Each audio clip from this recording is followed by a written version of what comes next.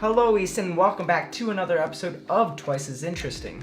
Today we're going to be talking about flying cars.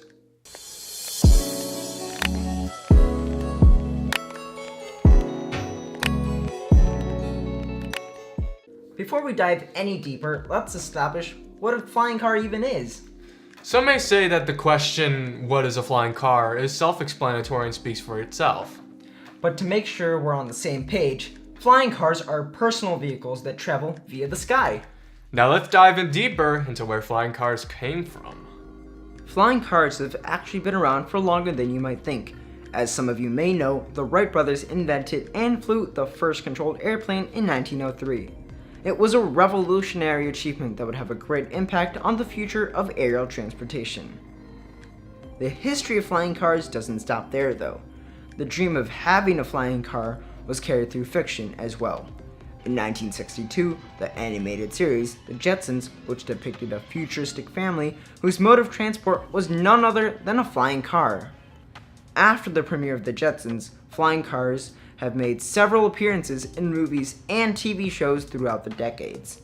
From The Jetsons to Back to the Future Part 2, flying cars have been ever present in our dreams and works of fiction. But in fact, they're already here.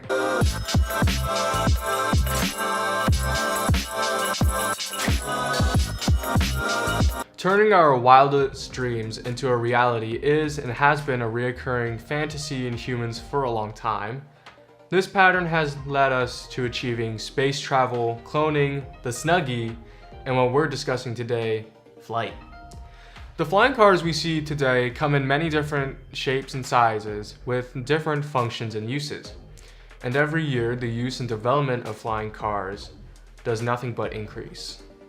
For example, the California-based company HoverSurf gave the Dubai police a set of S3 2019 hover bikes for their officers to use. The hoverbike takes off vertically using 4 propellers, which classifies as a quadcopter similar to most hobby drones.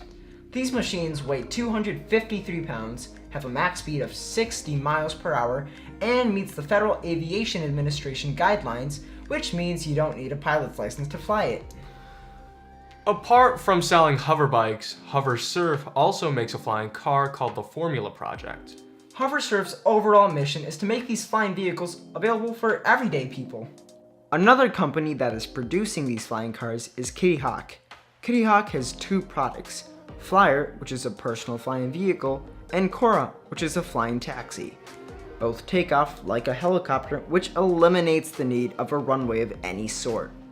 Both Flyer and Cora are fully electric, which is part of Kitty Hawk's Green Initiative.